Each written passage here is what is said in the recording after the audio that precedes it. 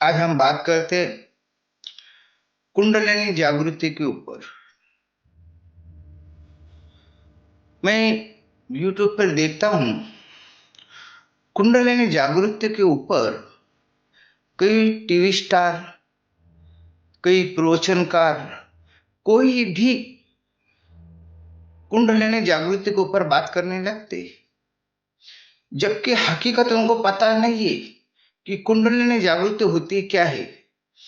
अब कुंडलिनी जागृति के ऊपर कई किताबें हैं, कई लेक्चर है। वही एक ने दूसरे का सुना, दूसरे ने चार का सुना और फिर उसने अपना सुनाया। इस तरह से किताब की बात, इस तरह से लोगों की सुनी हुई बात, और लोग कह रहे हैं, जबकि कुंडलिनी का पता ही नहीं है कि कुंडलिनी जागृत जब होती तब उसकी उसका असर क्या होता। अब लोग सात चक्र के बारे में बात करते, सात कुंडलिनी है, सात चक्र है, और वो सब किताब के भीतर लोगों ने अच्छी तरह से डिजाइन वगैरह निकाल कर वो बता दे कि पहले कुंडली नीचे है, उसको ऊपर है, उसको ऊपर है, उसको ऊपर है, उसको ऊपर है, उसको ऊपर है, और फिर उसको ऊपर, ऐसी करके सात कुंडलिनी, सात चक्र हमारे जिस्म के भीतर का। वो कोई फोटो निकाल कर उसके ऊपर वो चक्र का नाम दिया गया। अब चक्र का जो नाम है वो हर एक धर्मों के भीतर अलग अलग है। अब हम जब हिंदुस्तान में रहते हैं तो उस हिसाब से उस चक्र का नाम दिया गया। जैसे कि ऊपर का, सबका ऊपर का जो चक्र है वह सहस्त्रहार, उसके नीचे आज्ञा चक्र, उसके नीचे कंठ चक्र, उसके नीचे उदय चक्र, उसके बाद में नाभि चक्र, उसके बाद में विशुद्ध चक्र, उसके बाद में मूलधार चक्र। अब ऐसे चक्र का ये हमने नाम दिया। अब इसके इंग्लिश में इसका नाम अलग, हर भाषा में, हर जबान में इसका नाम अलग अलग है। और इसी तरह से हर एक की सोच भी अलग अलग है। जिन लोगों ने इस सोच को पेश किया है वो सब के सब सुनी हुई बातें हैं, हकीकत उनको पता नहीं है। जब हमारी कुंडली में जागृति हुई तो हमको पता है कि उसका असर क्या क्या होता, जीना मुश्किल हो जाता है। यूं ही जीवन कुंडली में जागृत होने के बाद में साधारण जीवन नहीं रहता, बिल्कुल जीवन विपरीत हो जाता समाज की नजर में। और कभी कभी हमको भी लगने लगता कि हमारा भी जीवन विपरीत है, और ये लगता नहीं, हकीकत जीवन विपरीत ही हो जाता। अब मेरा जीवन आप देखोगे तो मेरा जीवन विपरीत हो गया। मैं एक स्पोर्ट्समैन, मैं एक खिलाड़ी, मैं फिल्मों में काम करने वाला इंसान, मैं समाज के भीतर सबसे जुड़ कर रहने वाला इंसान, मैं हर एक चीजों में रहने वाला इंसान। और जब मैं इस तरह का दुनियादारी को छोड़कर एक अलग दुनिया की बात करने लगता तो लोगों के समझ में ऐसा लगता कि थोड़ा सा पागल भी हो गया। और फिर उनको लगता कभी ये तो ठीक है, फिर कभी लगता है तो पागल है। इंसान को समझना मुश्किल चले जाता। इस तरह का भीतर का जो स्वभाव में बदल जाता है इंसान का। और अब लोग कह रहे हैं कुंडलिनी के ऊपर, कुंडलिनी जागरूक इस तरह से होती है, कुंडलिनी तीन तरह से उसका असर जिस्म में दिखने मिलता। वो नागिन की तरह दौड़ती, वो बिड़ुक की तरह दौड़ती, और कासू की तरह वो दौड़ती, कुछ भी, जबकि हकीकत का पता नहीं है। और वही किताब तुमने सुने, अब तुम कहने लगे कि पीठ के पीछे जो सुषुम्ना नाड़ी है, वो सुषुम्ना नाड़ी से वो, कोई लोग कहते कि वो नागिन सांप की तरफ नीचे से ऊपर की तरफ चलती, कोई कहता कासों की तरह नीचे से ऊपर चलता, कोई कहता जैसे बीड़ू उड़ी मारते मारते जाता उस तरह से वो भीतर महसूस होता। ये सारी जो चीज है, ये सब किताब की बात थी, किसी ने कह दिया थोड़ा, तो ये लोगों ने अपने दिमाग से अपनी कल्पना से उसको और बढ़ा दी। ऐसे बढ़ाते बढ़ाते कुंडलिनी का तो कचरा बना के रख दिए किताबों में, और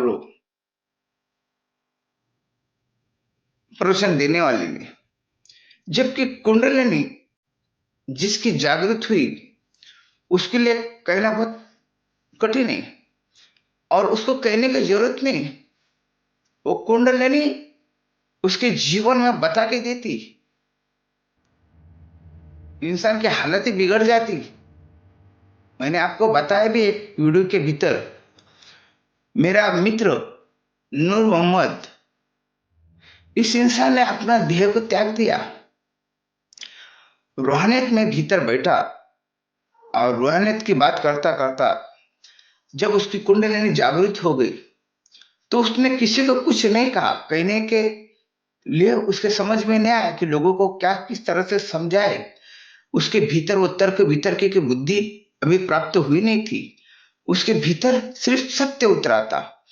और वो कुंडलिनी का असर ऐसा हुआ कि उसने अपना खाना छोड़ दिया और खाना छोड़ने के बाद में उसने देह त्याग दिया।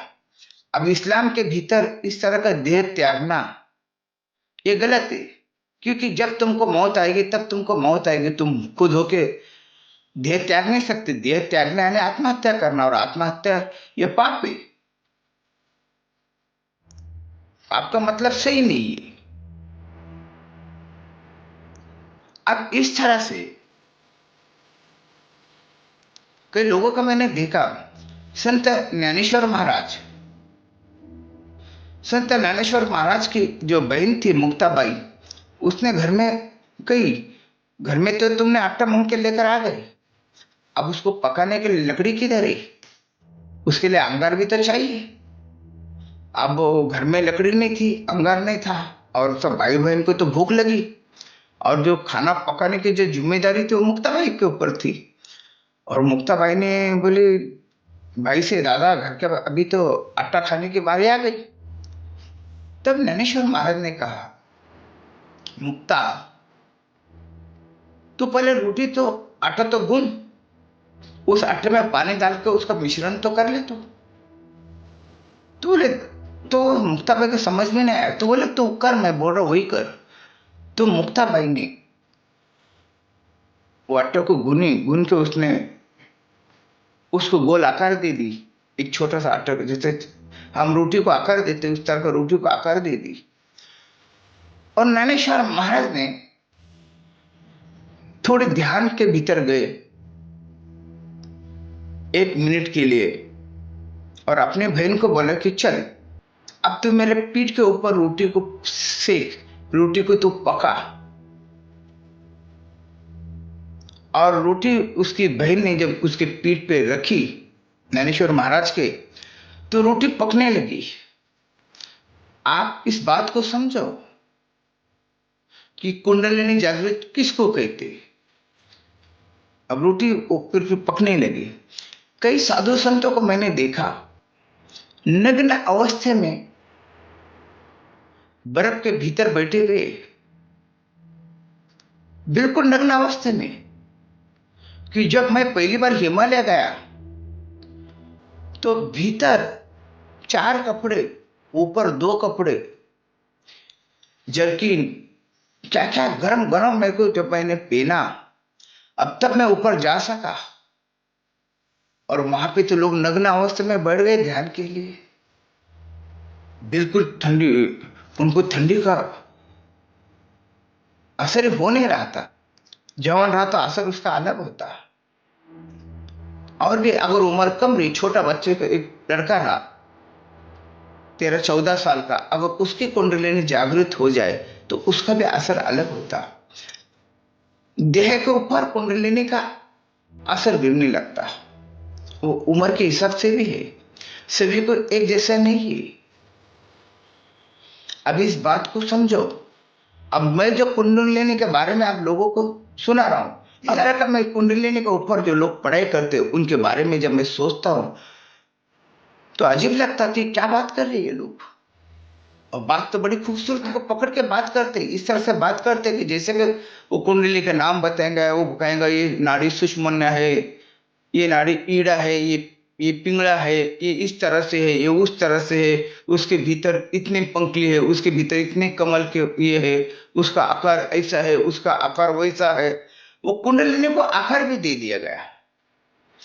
जबकि अगर इंसान के भीतर अगर तुम चमड़े के अगर खोलेंगे मांस, तो पता चलता है उसके भीतर कुछ है ही नहीं, और तुमने उसको डिजाइन बना डाले कि इस तरह से वो है। हर एक कुंडलिनी का डिजाइन अलग अलग बना के रख दिए। अब लोग उसी तरह से समझते कि कुंडलिनी इस तरह से होगी। कुंडलिनी समझने के लिए अब कुछ मैं अपना अनुभव आपको बताना चाहता हूं। जब इंसान के भीतर, जब मेरी कुंडलिनी जब जागृत हो गई, तो एक भीतर से जैसे जिस्म पे इंसान के जब कांटा मार देता, जब इंसान के भीतर जब शहारे आते, जैसे ठंडी हवा का झोंका आते, इंसान के जिस्म पे एक रोंगटे खड़े हो जाते, वो आपको महसूस होता।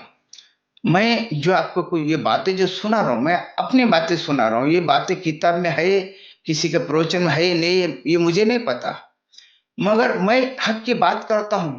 तो मैं चाहता, मुझे चाहने वाले हक की बात सुने और सत्य को समझे, और मैं वही बात कर रहा हूं।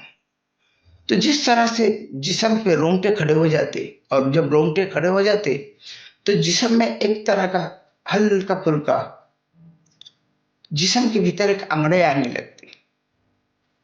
जिस तरह से छोटे बच्चे को हम हंसाने के लिए उनके जिस्म को उंगली लगाते, तो उसको बोलते गुदगुले होना। तो जब बच्चे को गुदगुले होते, तो बच्चे को समझ में नहीं आता कि उसको हो रहा क्या, और वो बर्दाश्त नहीं कर पाता, तो हंसने लगता। वो गुदगुली उसके जो मस्तिष्क है, उस मस्तिष्क के ऊपर उसका परिणाम कर देता, और फिर वो आदमी हंसने लगता। विचार करते, वो विचार तुम्हारे मस्तिष्क में काम करने लगता, और उसका देह के ऊपर असर होने लगता। इसी तरह जब मेरी कुंडलिनी जागृत हुई, तब मुझे पता चला कि जिस्म के भीतर हल्के हल्के झटके आते, और वो झटके क्या महसूस कराते आपको, कि जिस तरह से जिस्म में जब रोंगटे होते, तो जिस्म एकदम कांपने लगता, थोड़ी सी कपन आ जाती उसके भीतर। इस तरह से उसका जिस्म के अंदर हलचल होने लगती। और कभी कभी ऐसा हो जाता कि आप जब इंसान सोता, तो नाभि, तो किसी ने कभी बाहर से चोट पहुंचे, मारा, इस तरह से नाभि अपने ऑटोमेटिक ऐसे भीतर खींचे जाती। मेरी नाभि ऐसी भीतर खींचे जा रही। तो इस तरह का उसका परिणाम होने लगता है शरीर के भीतर। अब लोग कहते हैं कि उसका जिस्म के भीतर वो कासों की तरह जाता, कोई बोलता वो बेडूक की तरह जाता, कोई बोलता उसको सांप की तरह जाता। पर मेरे भीतर तो ये मेरा अनुभव नहीं है। मेरा जो अनुभव है वो मैं आपको बता रहा हूँ कि मेरे नाभि के भीतर हमेशा फटके बैठते हैं। यानी नाभि अंदर खींचे जाती है, इसका मतलब बाहर का पता नहीं चलता, भीतर से उसका पता चलता कि भीतर से खींची जा रही। और जिस तरह से मैंने देखा, मैंने सेक्स का अनुभव लिया, जिस सेक्स के अनुभव के भीतर, जब इंसान के शरीर के भीतर जिस तरह से उसके भीतर में एक अलग से हलचल आने लगती, शरीर में एक तरफ से उसको गुदगुला होते, शरीर में एक तरफ से उसके रोंगटे खड़े होने लगते हैं। उसको समझ में नहीं आता वो खुशी को मैं क्या नाम दूं। वो खुशी तो मैंने किसी में देखा ही नहीं। कोई चीज में वो खुशी नहीं मिलती जो खुशी सेक्स में मिलती है।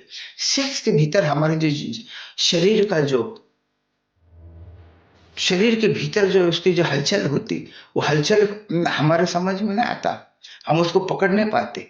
इसी तरह का हलचल कभी कभी इंसान के भीतर वो आने लग जाते ऑटोमेटिक, विदाउट सेक्स। वो भीतर ऑटोमेटिक आने से जब इंसान बैठता है, तो भीतर ऐसा लगता है कि उसको उस सेक्स की प्रक्रिया में चला गया। उस तरह से उसके जिस्म के भीतर हरकत होने लगती। ये मेरा अनुभव है। अगर इंसान खाने के लिए भी बैठा है, तो कभी कभी ऐसा हो जाता है कि खाना देखने के साथ में वो भूख मिट जाती। वो खाने का आनंद, खाने से जो आना चाहिए उसको देख के आनंद आता, और आदमी खा नहीं पाता।